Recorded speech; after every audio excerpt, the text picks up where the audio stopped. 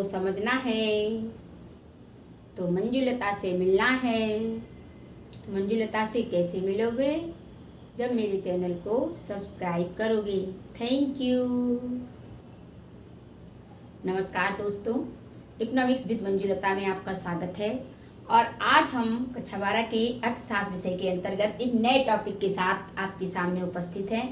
और इससे पहले हमने कीन्स के आय एवं रोजगार सिद्धांत के अंतर्गत हमने बहुत सारे टॉपिक का अध्ययन किया था, जिसमें रोजगार का सिद्धांत क्या था, प्रतिष्ठित रोजगार का सिद्धांत क्या था, कीन्सियन विचारधारा क्या थी, और उपभोग फलन, विनियोग फलन और बचत फलन के बारे में अध्ययन किया था।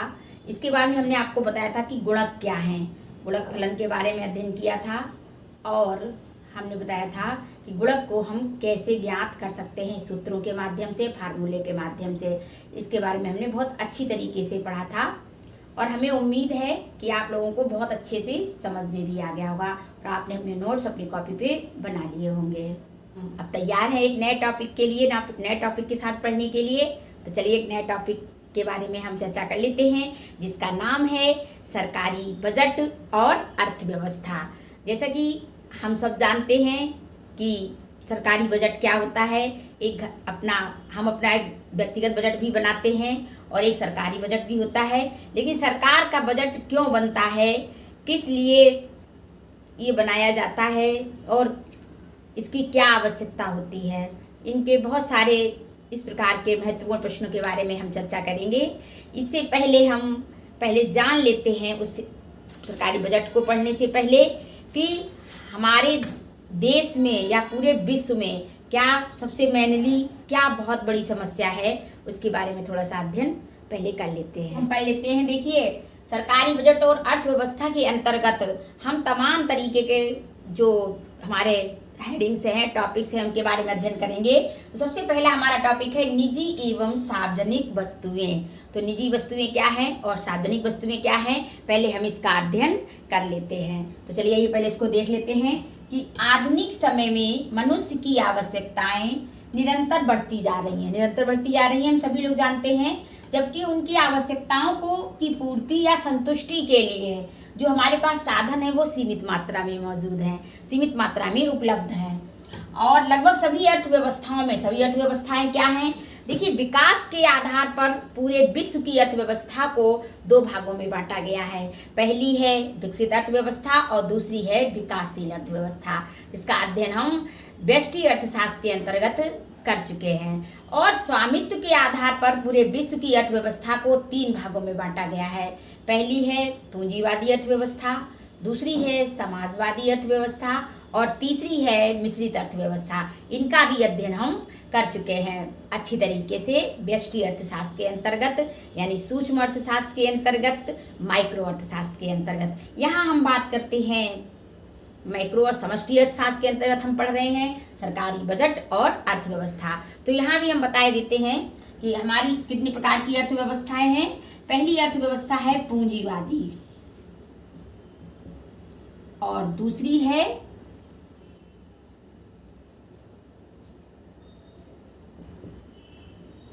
है हमारी समाजवादी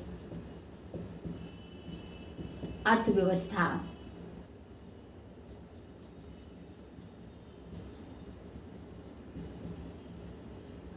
और तीसरी है मिश्रित अर्थव्यवस्था।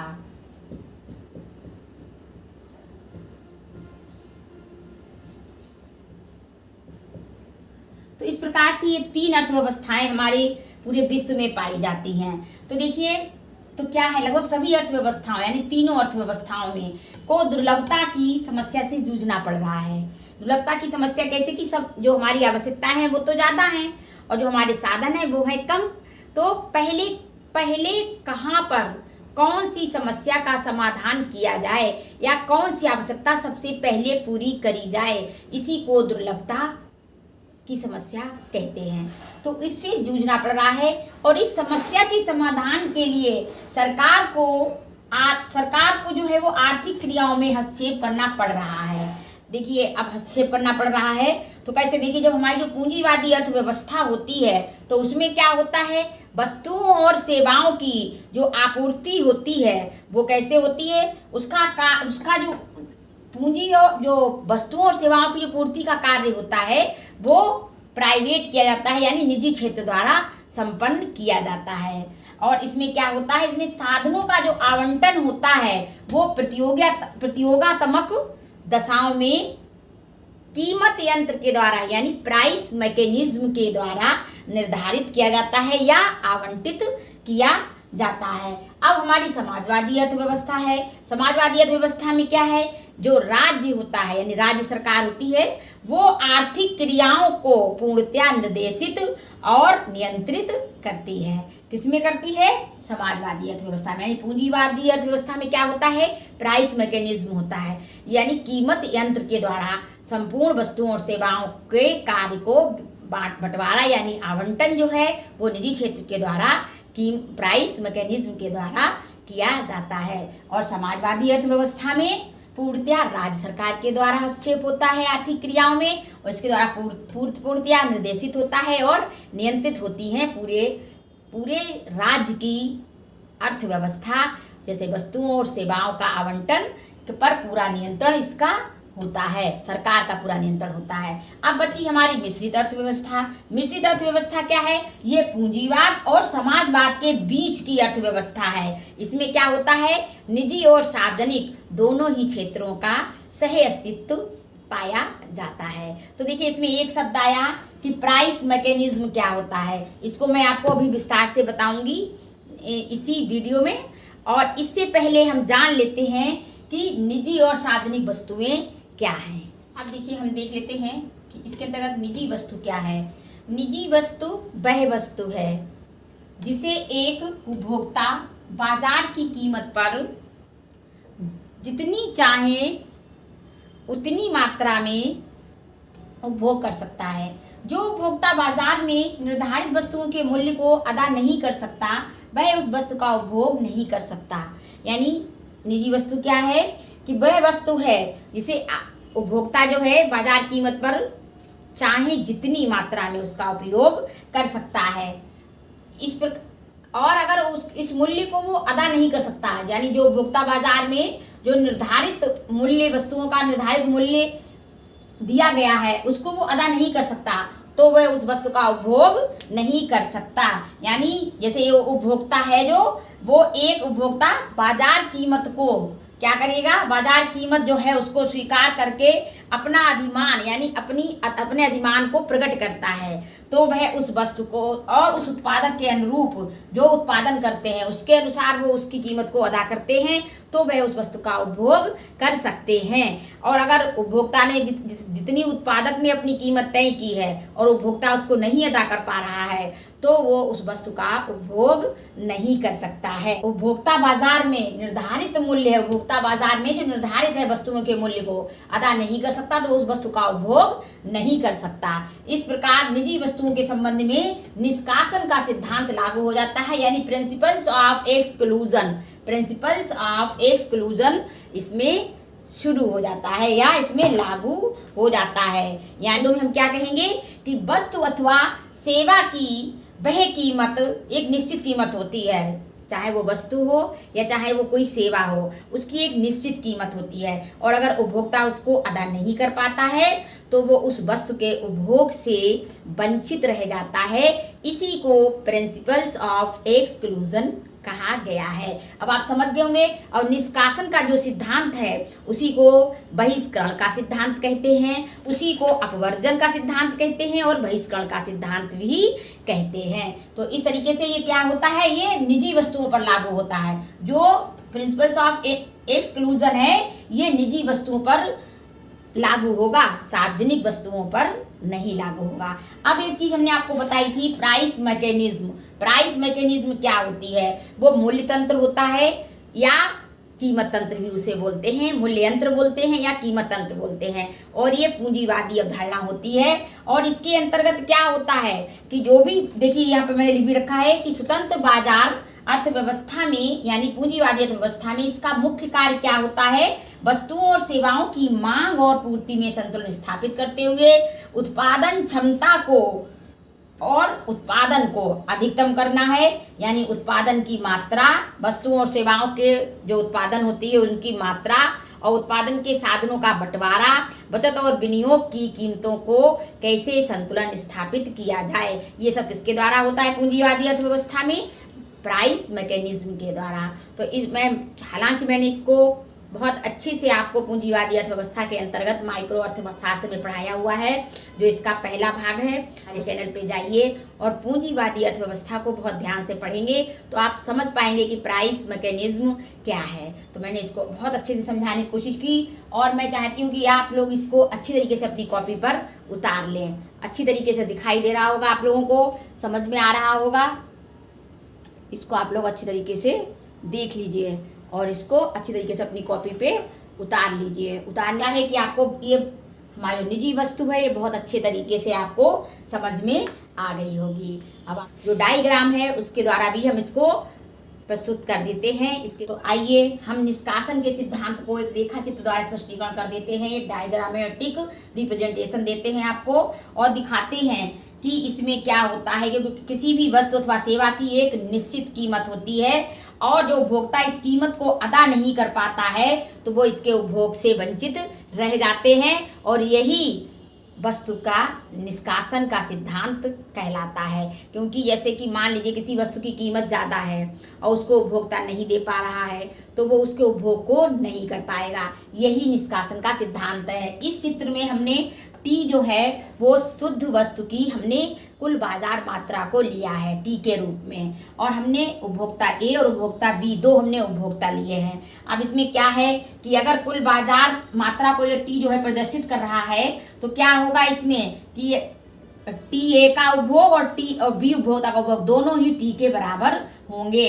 अगर ए उपभोक्ता यदि वस्तुओं की ज़्यादा इकाई का उपभोग करता है तो बी उपभोक्ता निश्चित रूप से उन इकाइयों का उपभोग कम करेगा, ए की अपेक्षा बी कम करेगा और इसी दशा में क्या होगा और दोनों में उपभोग में दोनों में प्रतिद्वंदिता होगी। इस प्रकार क्या होगा, टी बराबर T A plus T B बराबर 500, ये किसके बराबर होंगे, यानी 100 प्लस 400। तो ये इस तरीके से ये कुल बाजार मांग है और शुद्ध घरेलू वस्तुएं शुद्ध निजी वस्तुएं कैसे हम उनका प्रयोग कर सकते हैं ये हमने आपको समझाया और कैसे ये हमारा जो प्रिंसिपल्स ऑफ एक्सक्लूजन लागू होता है, यानी निष्कासन का सिद्धांत, बहिष्करण का सिद्धांत और अपवर्जन का सिद्धांत जिसे कहते हैं, वो इस तरीके से हम लोगों ने इसको जान लिया। और अब हम चाहेंगे कि आप इसको अपनी कॉपी पे अच्छे से उतार लीजिए और अच्छे से समझ लीजिए इस निजी वस्तु के संदर्भ में, क्योंकि ये विभाज्य वस्तुएं होती हैं। जो मूल्य होता है ये बाजार कीमत पर निर्धारित होता है और इसमें जो ये हमारी निजी वस्तुएं कहलाती हैं जिनमें निष्कासन का सिद्धांत लागू होता है, वो निजी वस्तुएं कहलाती हैं। तो आधुनिक वस्तुएं क्या हैं? देखिए, जो निजी वस्तुएं होती हैं वो पूर्णतया विभाज्य होती हैं। ये वस्तुएं ये पूर्णतया अविभाज्य होती हैं। इनमें सार्वजनिक वस्तुएं वे वस्तुएं होती हैं जिन पर निष्कासन का सिद्धांत लागू नहीं होता है। ऐसी वस्तुओं के उपभोग व उत्पादन को बाजार शक्तियों पर नहीं छोड़ा जा सकता। बाजार शक्तियाँ वही कीमत यंत्र और मूल्य यंत्र यानी प्राइस मैकेनिज्म पे इसको नहीं छोड़ा जा सकता है और ना ही इन वस्तुओं का मूल्य बाजार शक्तियों द्वारा निर्धारित होता है। बाजार शक्तियाँ वही मूल्य यंत्र के द्वारा या कीमत यंत्र के द्वारा, जैसे कि पूंजीवादी अर्थव्यवस्था में मूल्य यंत्र के द्वारा वस्तुओं और सेवाओं का निर्धारण होता है। इस तरीके से सार्वजनिक वस्तुओं के संदर्भ में इनको नहीं छोड़ा जा सकता। अब है इनका मूल्य बाजार शक्ति द्वारा निर्धारित नहीं होता है। इसका लाभ उन व्यक्तियों को भी मिल जाता है जो इसके लिए स्वेच्छा से भुगतान नहीं करते हैं, जैसे नहर है, रेलें हैं, पार्क है, हॉस्पिटल है। गुड्स के बारे में पढ़ा था, अभी निजी गुड्स के बारे में पढ़ा था कि अगर एक व्यक्ति है जो वो ज़्यादा अगर कंज्यूम कर लेगा, क्योंकि वो उसको ज़्यादा पे कर रहा है पैसा, तो वो उसको ज़्यादा कर लेगा, तो जाहिर है कि बी वाला जो है उसको थोड़ा कम मिलेगा, क्योंकि मार्केट में मान लीजिए उतनी वस्तुएं हैं जितना हमने दिखाया था। टोटल टी के द्वारा हमने प्रदर्शित किया था इससे पहले अभी। तो मैंने बताया था कि टी के द्वारा हमने कुल बाजार मात्रा को हम प्रदर्शित कर रहे हैं, और उसमें हम ये देख रहे हैं कि आपका जो ए और बी जो उपभोक्ता हैं वे दोनों ही इस वस्तु का उपभोग करेंगे। लेकिन अगर ये यदि ज़्यादा कर रहा है तो बी निश्चित ही उसके हिस्से में कम वस्तुएं आएंगी, तब दोनों में प्रतिद्वंदिता होगी और यही प्रतियोगात्मक स्थिति कहलाती है। लेकिन हमारी सार्वजनिक वस्तु में यानी पब्लिक गुड्स में ये चीज़ें शामिल नहीं होती हैं, ये बातें शामिल नहीं होती हैं। उसमें क्या होता है, उसमें जो दे पैसा तब भी, और कभी कभी ऐसा होता है नहीं जिनने भुगतान किया है स्वेच्छा से वे भी इसका लाभ और इसका फायदा उठा लेते हैं, क्योंकि ये पूर्णतः अविभाज्य वस्तुएं होती हैं, और जो प्राइवेट वस्तुएं होती हैं यानी निजी प्राइवेट गुड्स जो होते हैं वो पूर्णतः विभाज्य वस्तुएं होती हैं, और इन पे अपवर्जन का सिद्धांत लागू नहीं होता। जैसे कि राष्ट्रीय सुरक्षा है, सड़क है, पार्क है, या अस्पताल है, रेलें हैं, तो ये सब चीज़ें हैं जो ये सार्वजनिक वस्तुओं के अंतर्गत आती हैं, और इनका स्वेच्छा से भुगतान नहीं भी करता है व्यक्ति तब भी वो इनका प्रयोग कर लेता है। और जब इसके लिए वित्तीय समस्या जब उत्पन्न होती है तब क्या करती है सरकार, तब सरकार कर लगाती है और समाज से कर के रूप में अनिवार्य अंशदान को प्राप्त करती है।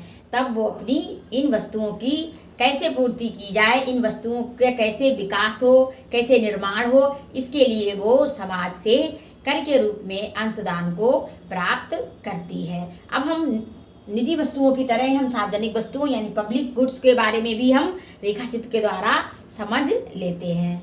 यहाँ हमने किस चीज़ को लिया है, सुरक्षा को लिया है, यानी सार्वजनिक वस्तु क्या है, सुरक्षा है, जिसकी कुल मात्रा कितनी है, W है। कुल मात्रा कितनी है, W है। और S और R यानी S और R कौन है, ये उपभोक्ता है दोनों ही। और ये दोनों क्या करेंगे, जो सुरक्षा है उसकी कुल मात्रा है W, इसको हमने लिया है, और ये WR यानी R जो हमारा R है उपभोक्ता, वो इसकी मात्रा को यूज करेगा, और जो हमारा S उपभोक्ता है वो भी इसकी बराबर मात्रा को उपभोग करेगा, क्योंकि इनमें कुल उपभोग का कोई बंटवारा नहीं हो रहा है। इस प्रकार से क्या होगा, और R और S जो है ये हमारे R और S ये उपभोक्ता ये बराबर उस रूप से सुरक्षा सुविधा को ले रहे हैं, यानी सुरक्षा सुविधा जो भी है हमारी ये उसको बराबर से ले रहे हैं। तो क्या होगा यहाँ पर, यानी जो हमारा W है वो कैसा होगा, WAS प्लस WR, ये बराबर होगा किसके, 500 प्लस 500 और प्लस 500। तो इस प्रकार से इन दोनों के बीच में कोई भी प्रतिद्वंदिता नहीं होगी, क्योंकि ये दोनों ही बराबर रूप से सुरक्षा सुविधा का लाभ उठा रहे हैं। तो इस प्रकार से सार्वजनिक वस्तुएं और प्राइवेट वस्तुएं क्या थी, यानी प्राइवेट गुड्स और पब्लिक गुड्स के बारे में हमने जाना कि क्या होती हैं, और इनको हमने चित्र के द्वारा भी समझाया, डायग्राम के द्वारा भी आपको समझाने की कोशिश की, और हमने बताया कि कैसे निष्कासन का सिद्धांत लागू होता है, और कीमत यंत्र मूल्य तंत्र या कीमत यंत्र क्या होता है, प्राइस मैकेनिज्म और प्रिंसिपल्स ऑफ एक्सक्लूजन के बारे में हमने समझाया। और हमें उम्मीद है कि आप लोगों को बिल्कुल अच्छे से समझ में आ गया होगा, और आप लोगों ने इसको अपनी कॉपी पर नोट भी कर लिया होगा। अब अगले वीडियो में हम अगले टॉपिक के साथ उपस्थित होंगे, और इसके साथ ही मैं इतना ही कहूँगी कि आप इसको अपने नोट्स को ज़रूर आप तैयार रखिए, और अच्छे से आप इसको समझिए। जब एग्ज़ाम टाइम आए तो आप तुरंत रिवीजन इनको कर लीजिए और फटाफट इनको याद कर लीजिए, और अपने एग्ज़ाम में अच्छे अंकों से आप पास हो जाइए। और मैं बहुत ही मेहनत से ये वीडियो बनाती हूँ, और मैं आप लोगों के सहयोग की आकांक्षी हूँ, और उम्मीद करती हूँ कि आप लोगों के सहयोग मुझे ज़रूर मिलेगा। हमारे वीडियो को ज़्यादा से ज़्यादा लाइक करें, शेयर करें, सब्सक्राइब करें। नमस्कार।